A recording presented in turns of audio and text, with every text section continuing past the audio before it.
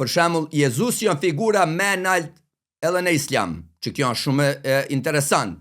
I vetmi njeri pa mëkat në Kur'an është Jezusi.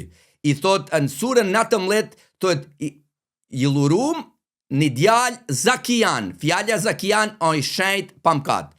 Vetë Muhamedi ka tha, çdo njeri që lind e prek shejtani, për ata se kanë tha, pse kja fëmia kur lind?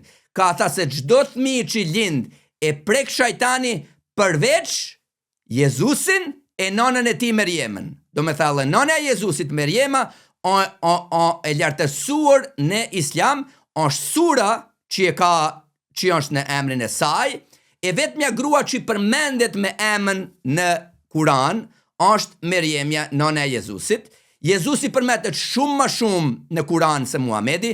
Muhamedi përmendet vetëm si të kaluame 3-4 herë. Jezusi gati 30 herë e le jepet tregimi i jetës tina. Si ka lind, si ka nonën e shenjtë e të këto gjëra.